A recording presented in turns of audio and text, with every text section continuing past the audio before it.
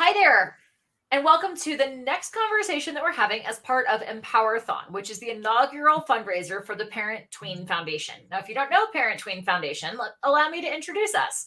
I'm Clarissa Constantine, and I'm actually the founder of the Parent Tween Connection, which is where parents go when they don't know where to go to get help for their families when their kids are primarily between the ages of 10 and 20. We connect parents to each other and to professionals who can help them help themselves and help their kids.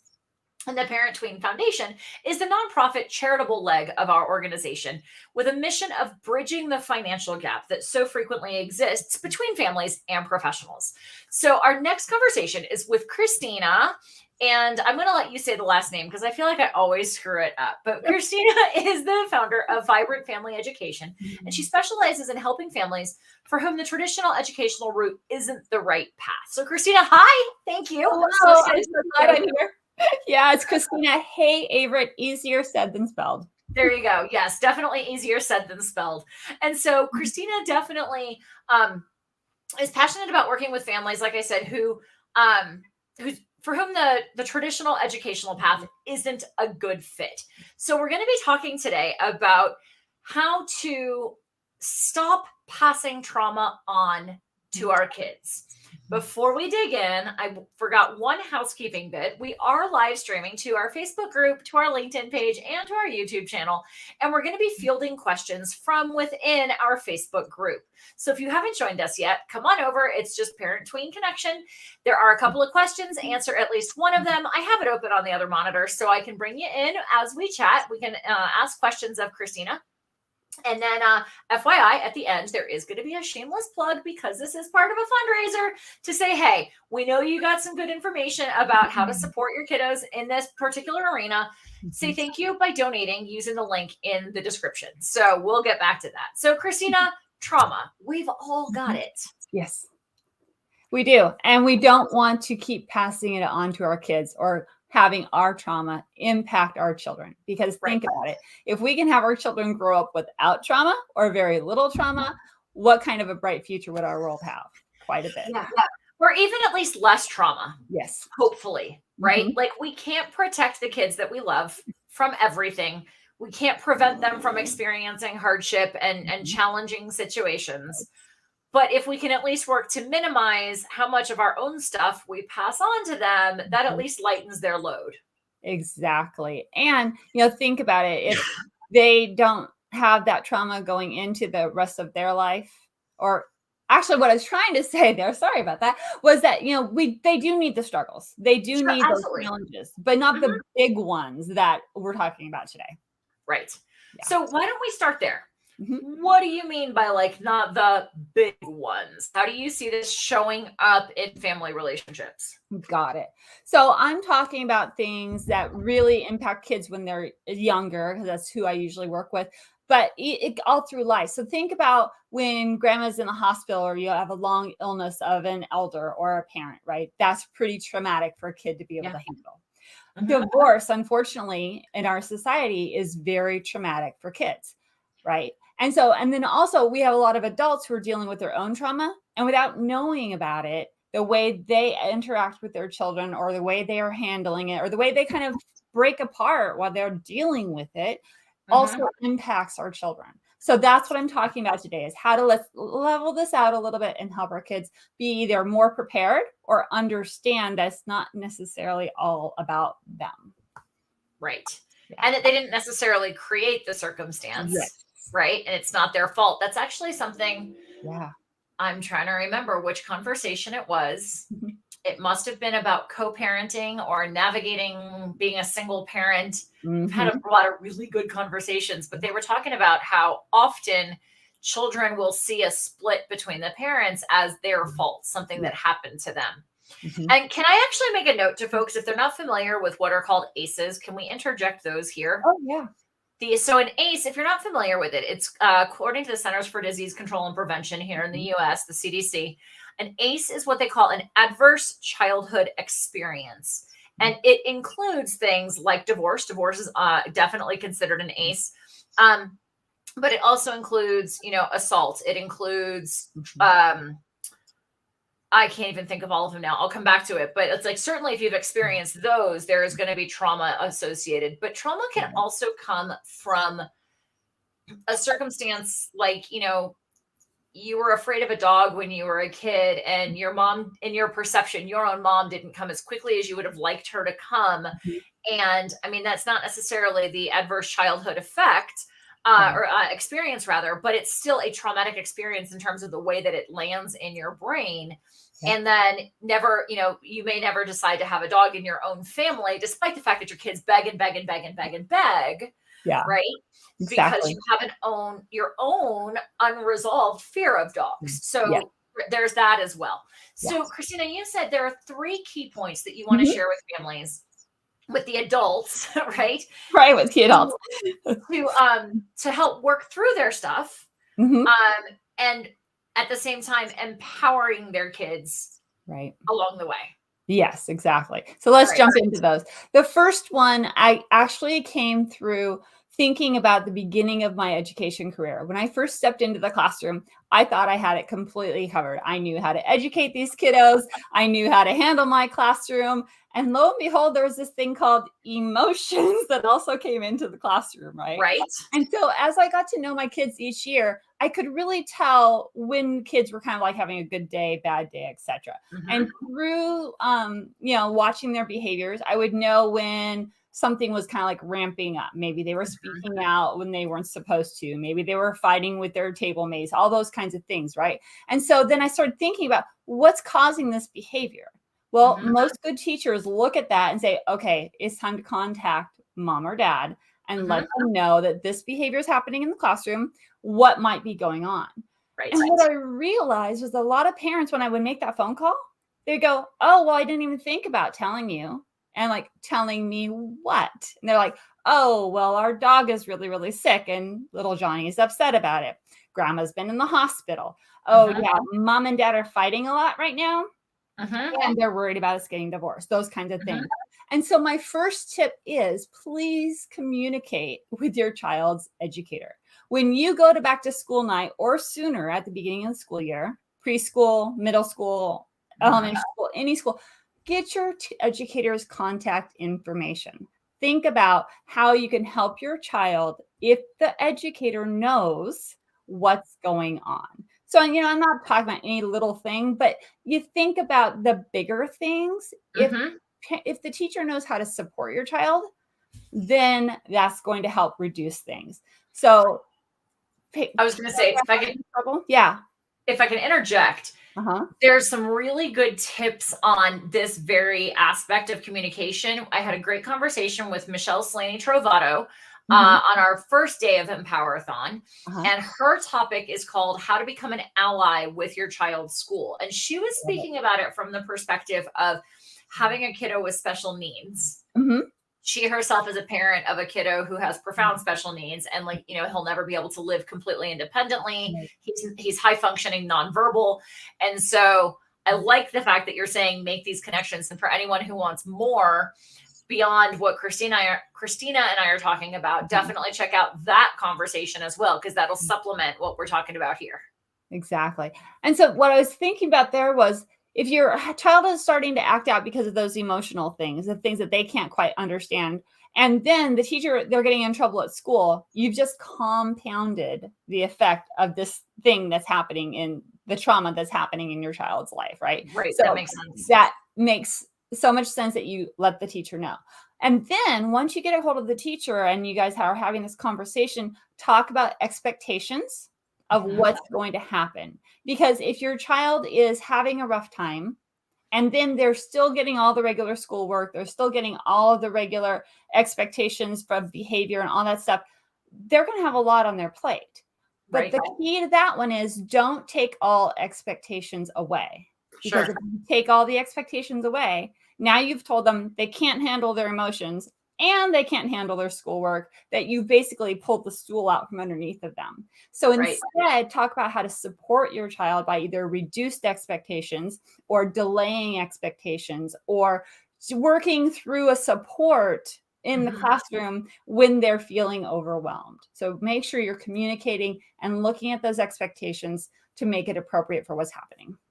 I like that because like I've seen some of my kids, I'm thinking like actually I'm talking with one family right now. I'm communicating with stepmom, Yeah. because unfortunately mom passed away a few years ago. Mhm. And, kiddo had a really rough time. And we were talking about it relative to college admissions because that's the space that I live in. Right. But I was like, there's a way to put in there, like, obviously the kiddo's grades dropped because her mom died in the middle of like freshman year of high school or something, or sophomore year, whatever it was, Mhm. that, Yeah. they still held, I would expect, probably consistent expectations for her. And Mhm. so her grades dropped as a result, Right. and I was like, when it comes to putting together your essay for the college application, there's a way to present that, not from like oh, poor me, look at my grades, but like Yeah. that's valuable information for an admissions team to recognize, Yeah. because she's human and she's a human before she's an academic. Yeah, absolutely. Yeah.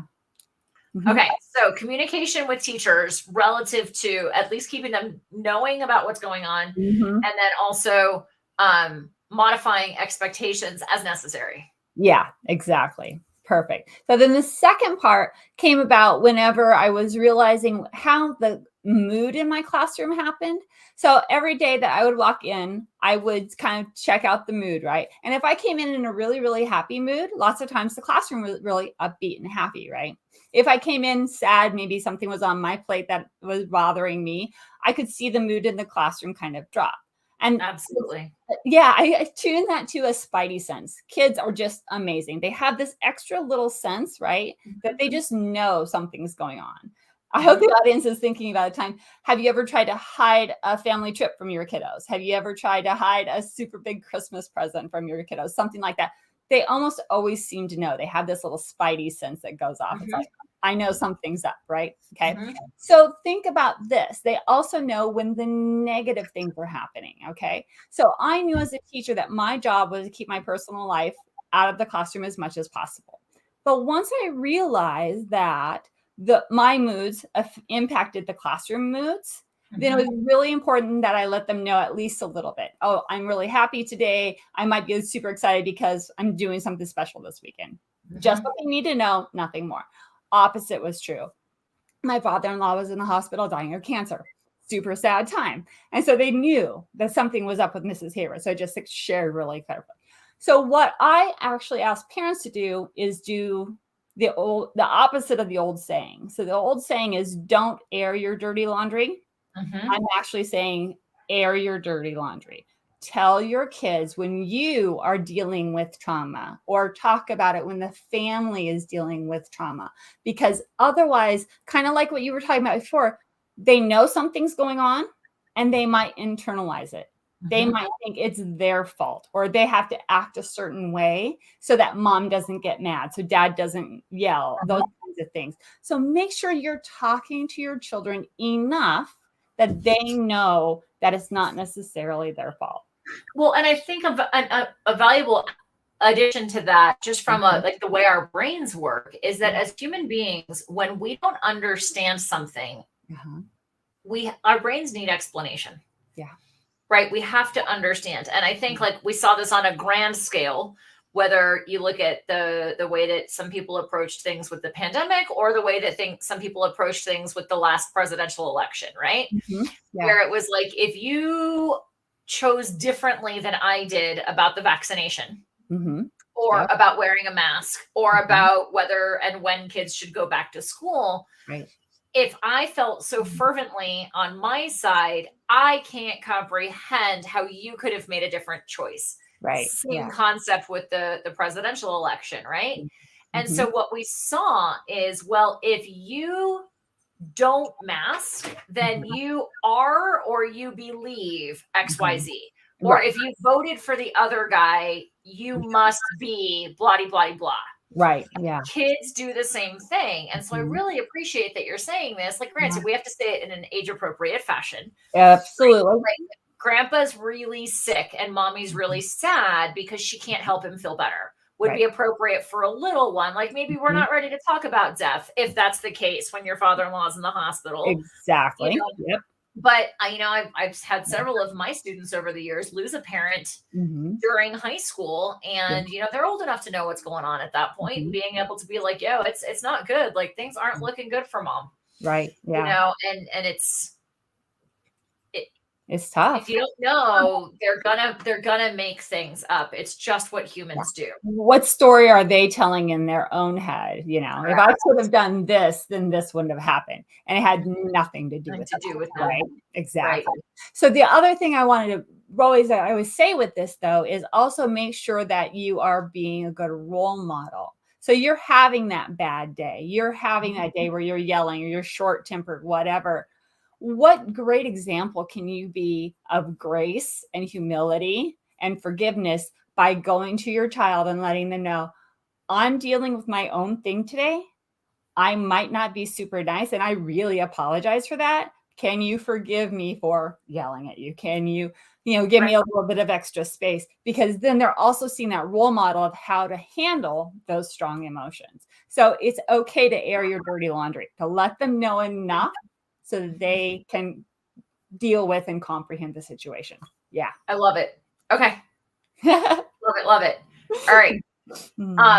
So number 1 was communicate with the school. Yep.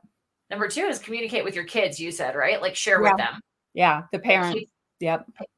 Parent to kid, keep them in the loop in a way that is age appropriate. And that's where therapists and coaches can help if you don't know what's age appropriate.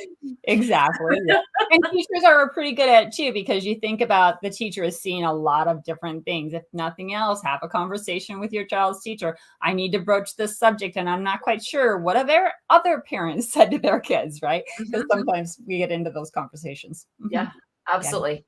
Yeah. All right. And you said you had a third tip as well. Do a third tip. And the third tip comes from the last couple of years that I was in the classroom. I actually got transferred onto an online program. So I was out of the regular classroom and into a full online program teaching. It wasn't COVID school, even though it was happening around that time, but this was for kids who were medically fragile or behaviorally challenged, or they had like a sports schedule, because we have some kids who are competition sports. So they're like all over the place and they can't, they need the flexibility. And one thing I realized through there, that because the parents were more in charge of the education than me, because it was online and they were doing it at home, was I did a lot of coaching around scheduling. What has to happen, A, B, and C, throughout your child's day, throughout your family's day, so that the children got the education they needed, nobody was going crazy, all of those kinds of things. So number 3 is actually back to scheduling. Think about if you have a good bedtime routine, if you have a good sleep and food schedule routine, if you have a solid morning routine, and things start going wonky and crazy, what happens? You can fall back on that routine and make things seem pretty normal or stable. Kids thrive on routine. They thrive on schedules. When they don't know what's coming next, it actually, throws them out of whack because they don't understand how to handle all of that. So the last thing is make sure that you have solid routines set up, and then is there to help you through the traumas. Because guess what? When you can't process anymore, you can fall back on that really, really solid routine, and your kids can fall back on that really solid routine and get you through your worst days without making the days worse. Right. That again relates over to another conversation that we had with Lindsay McCarthy, who's the author of Miracle Morning for Children and Families. And we talked about family meetings. Okay. And how to have a family meeting, and how having a regular family meeting, she typically recommends once a week when the kids are younger. Sometimes you've got to go to like once every 2 weeks as the kids get older and have a lot more activities going on. But she said it's a great, I'm sorry. Oh, exactly. Yep. But she said it's like a container where they know that when they've got things they need to talk about, that's the space when they can talk about it. And one of the things that she talks about is, to your point of like a bedtime routine. Yeah. I care that my child is bathed, that their teeth are brushed, and that if they wear glasses, that their glasses are in a safe place where they're not going to get crushed at night. And we want a bedtime story and a lullaby. Yep. She's like, at the end of the day, I don't give a rip what order those things happen in. I care that they all happen. And so if we can give the kids a choice of like, well, do you want to brush your teeth and then have a bath, or have a bath and then brush your teeth? Yep. Giving them that agency in creating those routines, or as she refers to them, systems, same concept, right? Yep. Exactly. That giving them agency in defining how those things work gives them a sense of control. And when we're talking about upheaval in a family, one of the hardest things for a kiddo is when, I mean, for any of us, is when we feel out of control. And there's like, you know, even as adults, when it's like, holy crap, I'm just holding on to the bleep handle in the car, right? Like crazy that I make it to wherever my end destination is, right? Yeah. That giving them a sense of involvement in those types of things, or like when there is something like a time of struggle, being like, okay, this is the system that we've created, it's not working for us anymore, let's revise it. Giving them that participation opportunity is, I think, also really, really good, because it shows them what they can control and what they can't, and it gives them a sense of, again, control, or like responsibility that they can hang on to. Right. Yeah. Yeah. And that's stability. I mean, one thing I talk about sometimes with my parents is think about sleep schedule and food schedule, especially with young ones. If their food is dysregulated, their blood sugar is dysregulated, and their emotions are going to be all over the place. If they didn't get a good night's sleep, they're going to be dysregulated, and they aren't going to be able to handle the ups and downs of the days. So those schedules and routines are really super important. Well, and then when you add in, like you were saying, with the community that you were supporting with the online program, if they're medically fragile or they have 1,000 other things going on, there's a lot more variables there, that the more that we can keep some kind of consistency, you know, like boundaries, or like you know, at least like the bumpers on the bowling alley, right? Same thing, bumper rails, right? If they at least have a sense of like, okay, here's the boundary, and I know that I can function within this boundary, or I know where this safe space is going to be, or something like that, it can help them self-regulate more when they know that they're about to have a safe place to explode if they need to. Right. Yeah, exactly. And parents don't think about schedule is just for the kids. If you have a pet schedule that you can fall back on when you're, like I said, your brain is thin on processing capabilities, you get to fall back on that schedule too. And it's a lot easier to just kind of chunk through the day. Yeah. And I would also think that it makes sense, to your point of scheduling, especially when you're in the midst of a traumatic experience, like we're navigating a chronic illness, or an imminent passing, or a divorce, or a big move, something like that. Scheduling in time for self-care and downtime as the adults, but then also having some of that time even with the kids to teach them that, like, taking that, I mean, that's why we do use timeouts with young ones, right? It's like, it's an opportunity to step away. How many times have you heard a parent go like, oh, mommy needs a timeout, when mommy probably needs a timeout, you know? Right. Which speaks to your modeling. Yeah, exactly. And we also were talking about divorced families. Think about the structure and stability of a schedule, even though it's in like two different households. If the child knows the structure and schedule in this household, and then the structure and schedule in this household, that transition back and forth is a little bit easier for them as well. Sure. Awesome. I love it. All right. Here's the shameless plug that I promised you. I know I've learned things, and I'm sure if you're listening, you've learned things. And so one of the best ways that you can say thank you to Kristina for her knowledge and spending time with us is by making a donation using the link in the description that we have in all the places where we're live. Her link is right there. The fundraising time frame for this event is through Father's Day here in the US. And I clarify that it's here in the US because we actually have presenters not only from across America and across North America, but from Europe and Australia as well. So this is all the way through the 18th of June if you're tuning in from somewhere else. But go grab the link for Kristina.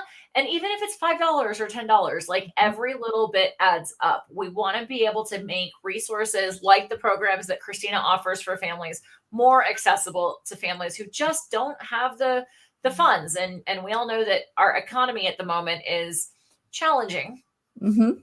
So, you know, if you are able to, then pop on over and say thank you. And Kristina, thank you so much I appreciate you. I appreciate the good that you're doing for families, and I appreciate your time and knowledge today. You are very welcome. It was a pleasure being here. And I hope some people found some really good little actionable nuggets in what I was talking about. Absolutely. I love it. All right, everybody. Have a great one, and join us for the next conversation that seems appealing to you throughout Empower-a-thon. Thanks, everybody.